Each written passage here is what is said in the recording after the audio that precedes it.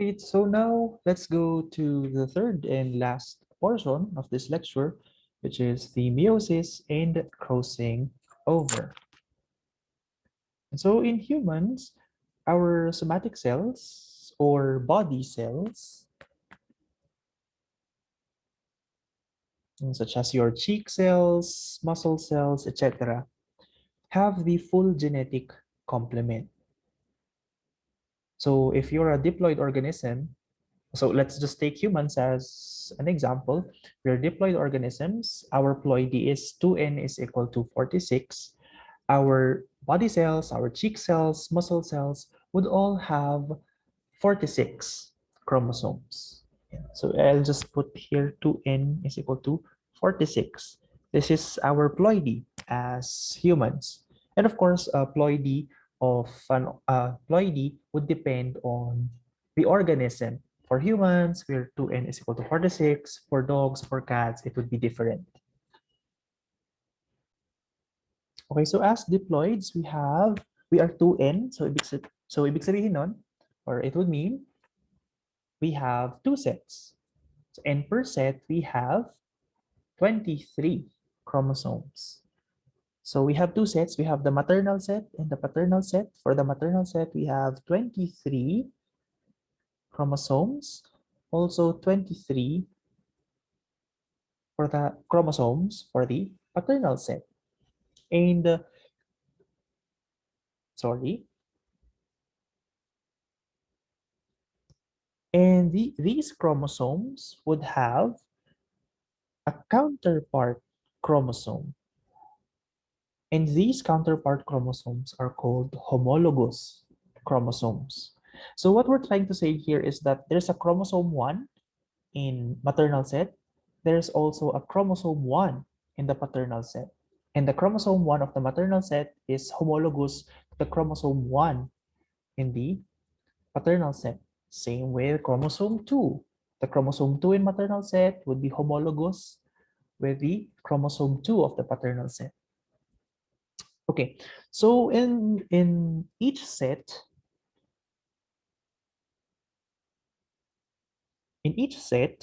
there are 23 chromosomes, and among these chromosomes, 22 of which are called autosomes. And the remaining one chromosome would be your sex chromosome.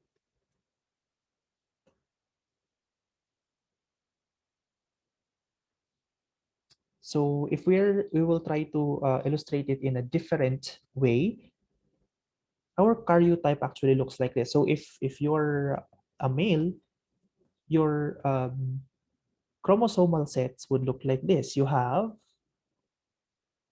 22 chromosomes in one set and then one X, and then on the other you have 22 autosomes and then Y for the sex chromosome. Okay, so for the female, of course, you would also have 22 autosomes for one set and then one X chromosome. And then for the other set, you would also have 22 chromosomes. And then for the sex chromosome, it should be another X. So males are XX. I'm so sorry.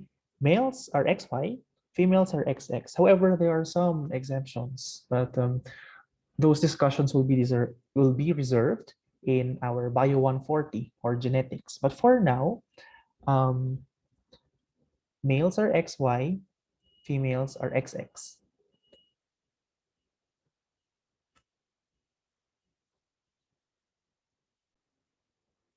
Okay, so from the previous slide, we have introduced the term homologous chromosomes. And as we've mentioned before, these are just the counterpart chromosomes. So chromosome number 1 of maternal set, its homologous pair would be the chromosome 1 in the paternal set, and so on and so forth. And these homologous chromosomes um, have commonalities. And so they're matched in these characteristics: length, centromere position, and gene locations. And so when we talk about gene locations,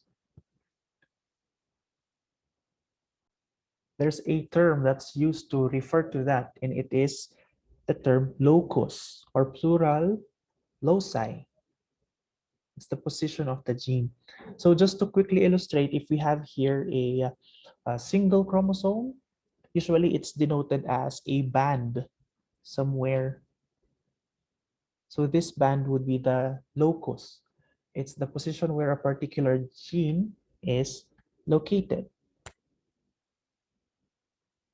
So if we include a homologous chromosome, the homologous chromosome should have the same length,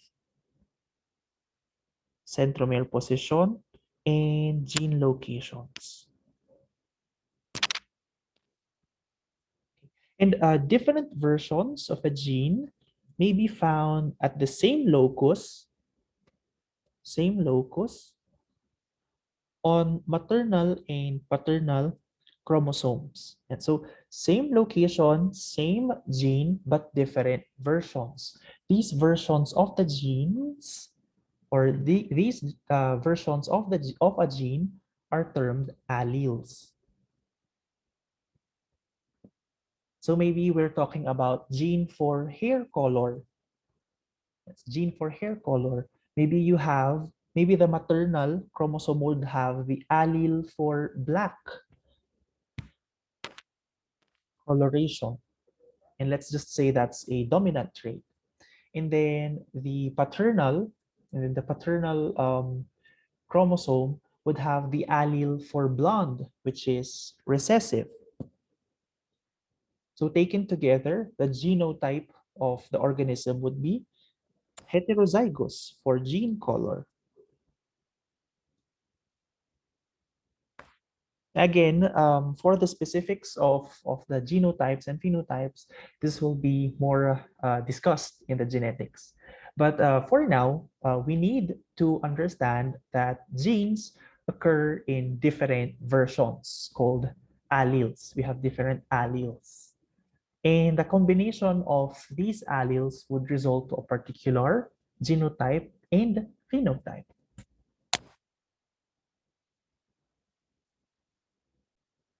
Okay, so this illustration shows you a karyotype. So this is a karyotype, meaning the collection of an individual's chromosome.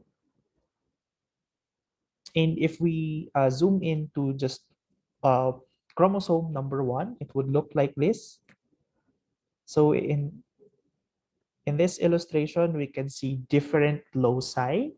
So these bands would be different loci. And this a whole structure would be a pair of homologous chromosomes. So this is duplicated. Okay, so I'll just change the color. This is a duplicated chromosome number 1 of the, say, maternal set. And then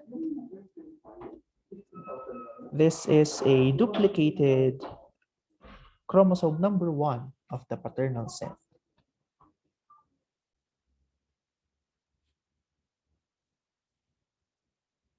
Okay, so in this figure, it's just a figure that would show you um, a particular cell with a ploidy of 2n is equal to 6. And this would describe the different parts of the chromosome. So here you can see that there's a primary constriction at the center. That's the centromere. Here you can see a duplicated chromosome with 2 sister chromatids. Here you have one duplicated chromosome, another duplicated chromosome, and this would be 2 non-sister chromatids of the homologous pair.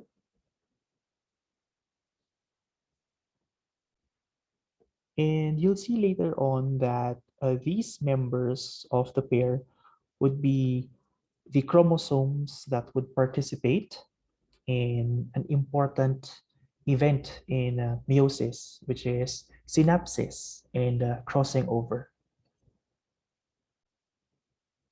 Okay, so now we're focusing on the other karyokinetic process, which is meiosis.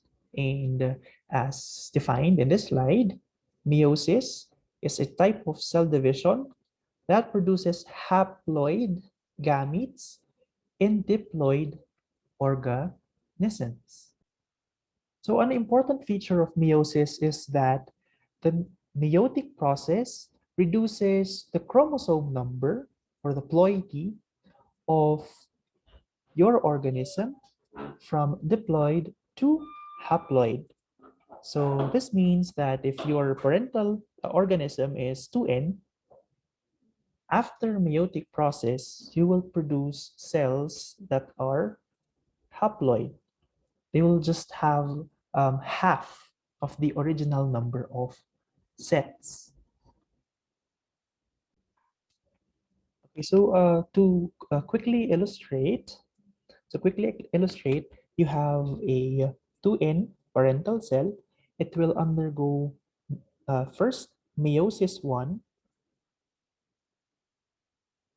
After meiosis 1, you will produce two cells that are already haploid.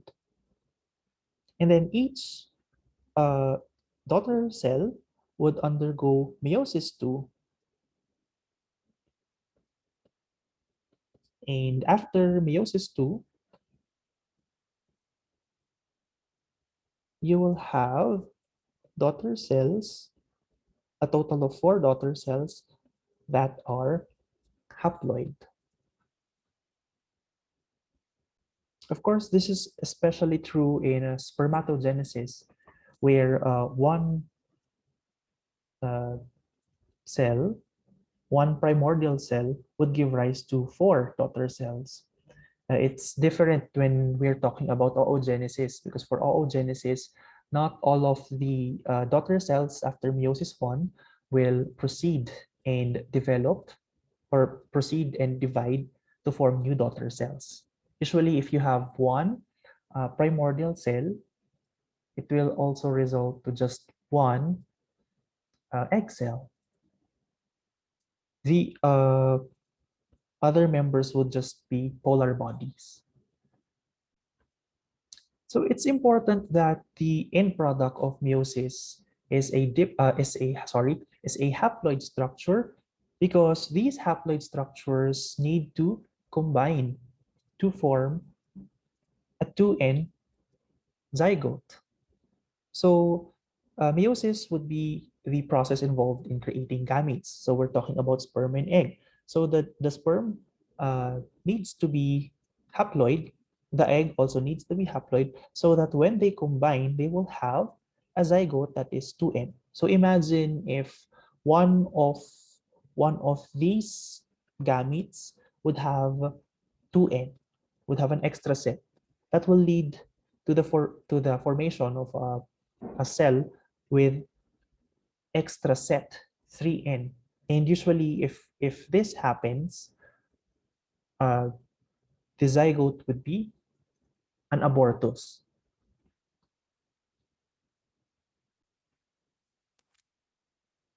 Okay, so in this illustration, it just shows us that the two haploid gametes would combine in fertilization to restore the diploid state in the zygote.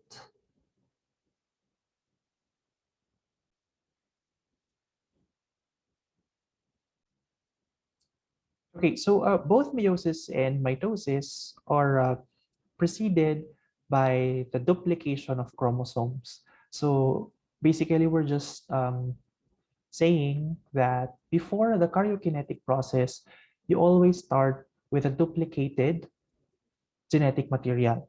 However, meiosis, in contrast to mitosis, is followed by two consecutive cell divisions.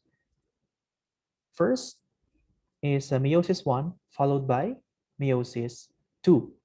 And so in meiosis 1, what happens here is that the main event that happens here is that Homologs or homologous chromosomes pair up and separate. Meiosis 1 is also termed as reductional division because after meiosis 1, the daughter cells are already in haploid condition or is already reduced. The genetic composition or the number of sets of chromosomes is already reduced. And then next, we have meiosis 2. So in meiosis 2, sister chromatids would separate. And in meiosis 2, it's also called equational division because the haploid cells here would remain to be haploid after the division. And actually in meiosis 2, the division that happens here is conceptually similar to that of mitosis. Okay, so this figure would illustrate the overview of the meiotic process. Okay, so as mentioned before meiosis, it will undergo interphase. So the chromosomes will be duplicated. So the starting parental cell would have a pair of duplicated homologous chromosomes. Okay, so remember, this is, let's just say the blue would be the paternal set, and then the red would be the maternal set. In meiosis, what happens is that it's the homologous chromosomes, it's the pair of these counterpart chromosomes that would align in the metaphase. In meiosis 1, after meiosis 1, it's the homologous chromosomes that would separate. And then after meiosis 1, it will be the sister chromatids that would separate. So as you can see in this illustration, at this stage, the parental cell is diploid. So it would contain two sets. However, after meiosis 1, it's already a haploid cell, meaning it only contains one set. So as you can see here, this cell would only contain the paternal set, and this cell here would only have the maternal set. And in meiosis 2, the ploidy just remained to be haploid. This cell would have one set, just the paternal set. This would also have just the paternal set. This cell would just have the maternal set. This cell would just have the maternal set. Okay, so to compare and contrast with our example in the mitosis, let's just again illustrate a cell with a ploidy of 2n is equal to 4 undergoing meiosis. 2n is equal to 4. So again, all in all, your cell would have a total of 4 chromosomes.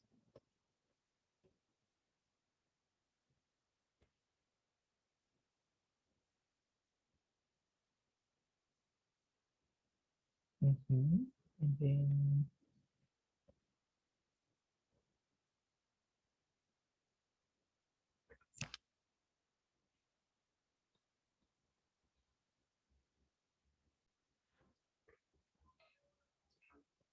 let's just say this is chromosome 1 of the maternal set. This is chromosome 2 of the maternal set. This is chromosome 1 of the paternal set.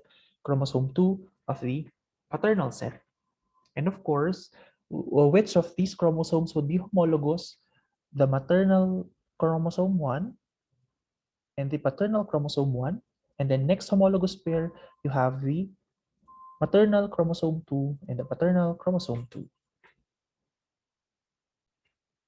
In the metaphase stage of meiosis 1, as we've mentioned before, what aligns at the metaphase plate would be the homologous pair. So let me just illustrate that again. So in the metaphase, at the equator or at the metaphase plate, what aligns here is the homologous pair.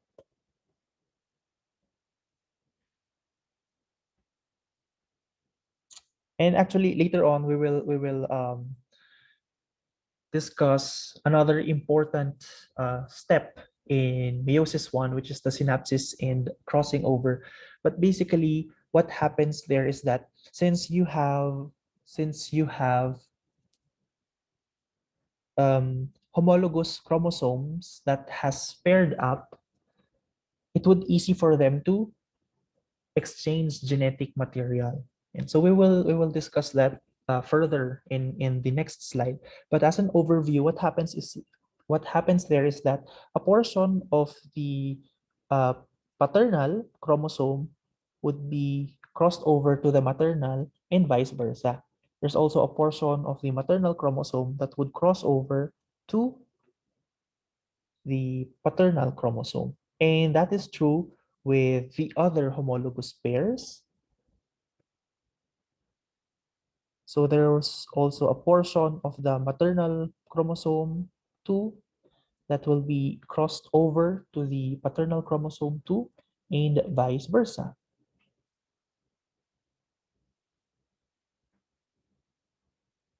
So in essence, there will be a crossing over, an exchange of genes, exchange of genetic material between non-sister chromatids of homologous pair.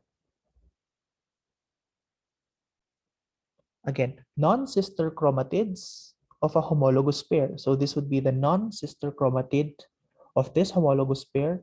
This would be the non-sister chromatid of this homologous pair. Okay, so in the anaphase stage, it would be the homologous pair that would separate.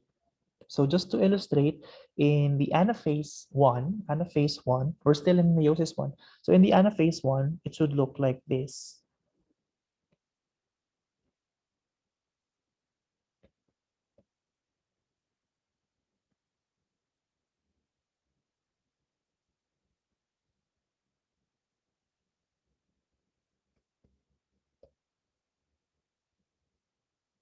Okay, so separation would look like this.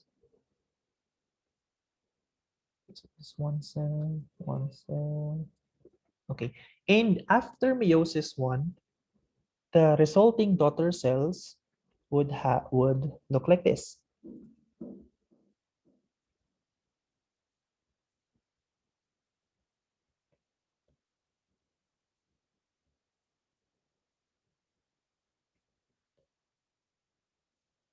Ah,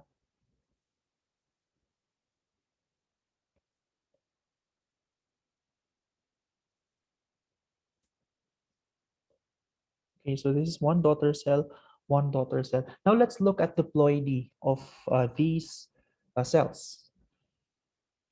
So as you can see, in this stage, the cells already have or just have one set. So for this cell, for this daughter cell, it only have the maternal set, just one set. And for this cell, it only has the paternal set.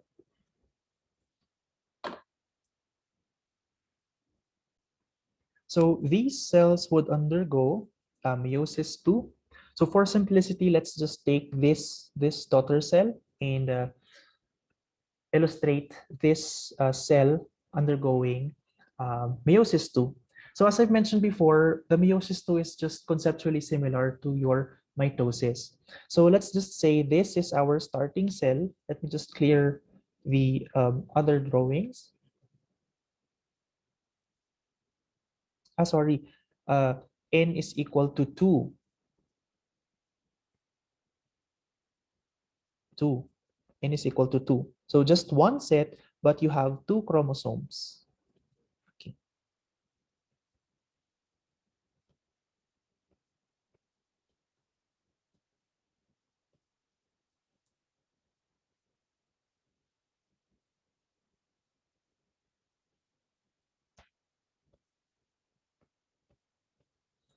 Okay, so we have this cell, and this will undergo meiosis 2. So for the meiosis 2, it will be the duplicated chromosomes that will align at the metaphase plate. So if this will undergo metaphase 2, it should look like, it should look like this. So you have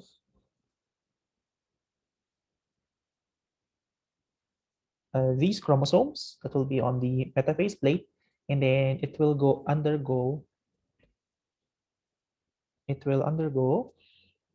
anaphase 2. So for the anaphase 2, it's the separation of the sister chromatids. So in the anaphase 2, it should look like this. Okay.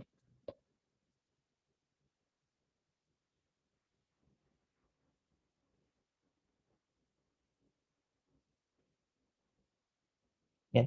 So at the end of meiosis 2, you will have okay. You will have two cells that will have this genetic composition.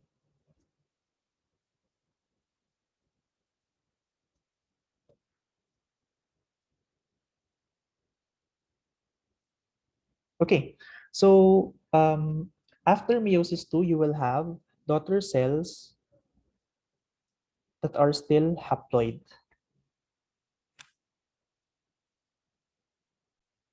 But compared to the daughter cells after meiosis 1, the daughter cells after meiosis 2 would have single chromosomes. Okay, so as we've mentioned before, an important event in meiosis, particularly prophase 1, that contrasts with mitotic prophase, is the formation of synapsis between homologous chromosomes.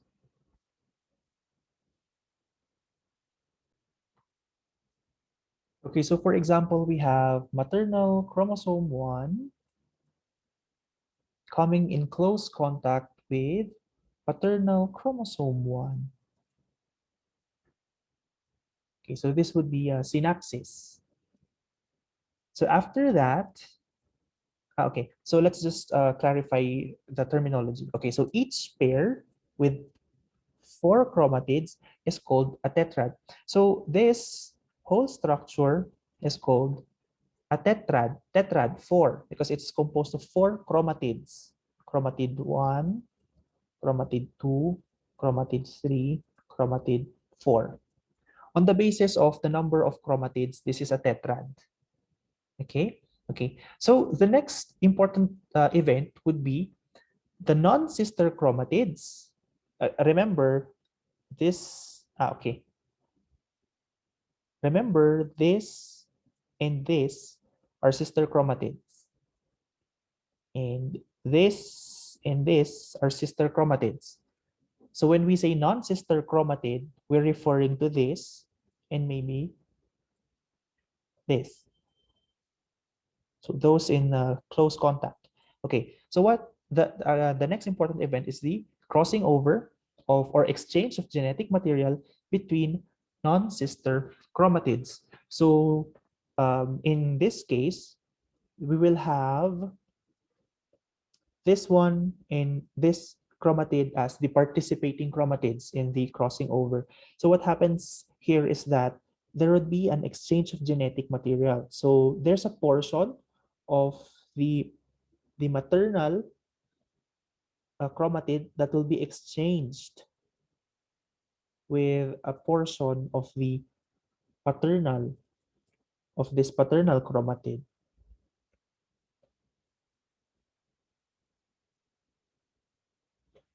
So what's the implication of this?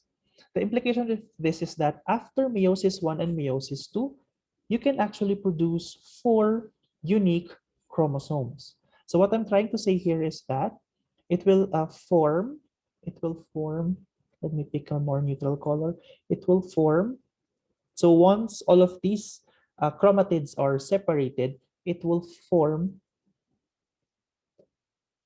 1, a chromosome that is purely maternal. 2, a chromosome that is mostly maternal, partly paternal. 3, you will have a chromosome that is purely paternal. And then 4, you would have a chromosome that is mostly paternal, partly maternal. And this is actually one of the sources of genetic variation among organisms. So the synapsis and crossing over in prophase 1. Okay, so next we have metaphase 1. So what happens here is that your tetrads or your homologous pair would align at the cell equator or at the metaphase plate. And the next you have anaphase 1. In the anaphase 1, it's the homologous pair that would separate and move towards the opposite poles.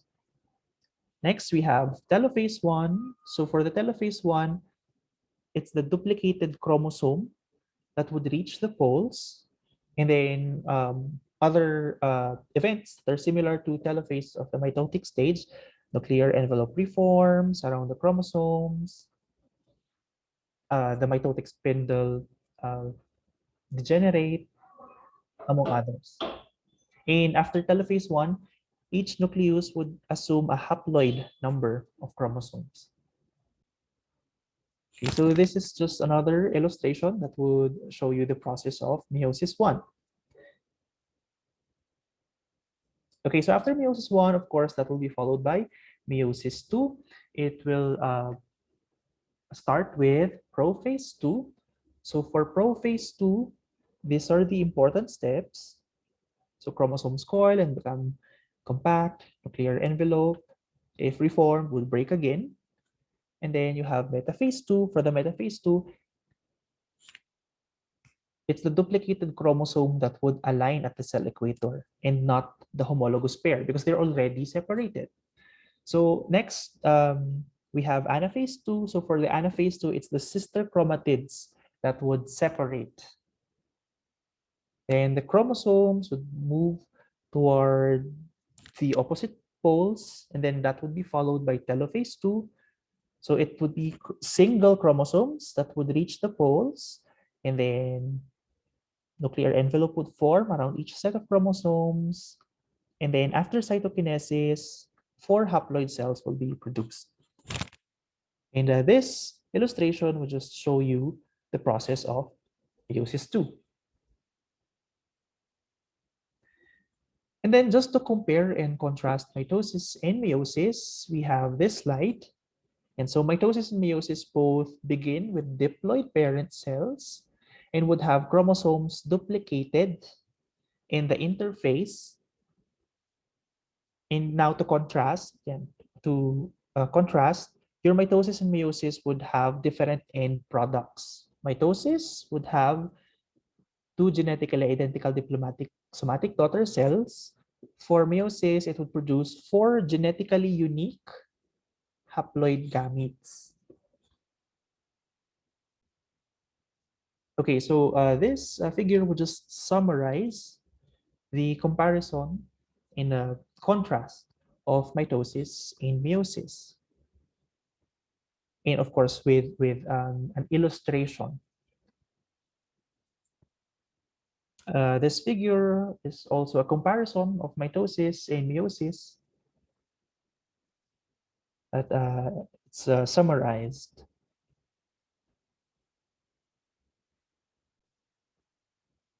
And we're down to my last slide. So this will be just a simple, we will just scratch the surface.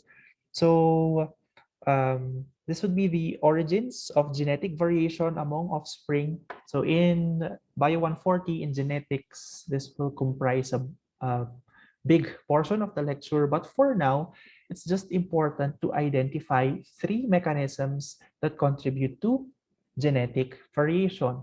So as we all know, variation is important when genetically speaking. So the 3 main sources would be 1, independent assortment of chromosomes. So when your chromosomes are assorted into a new daughter cell, it occurs independently. So there's no predetermined cell where your chromosome would assort into.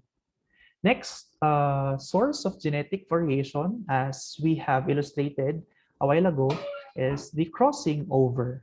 And so, as we have seen in the discussion in the meiosis, after synapsis and crossing over, you will produce 4 unique chromosomes. And then next source of genetic variation, we have random fertilization. So this caps off the discussion on cell cycle, and thank you for listening.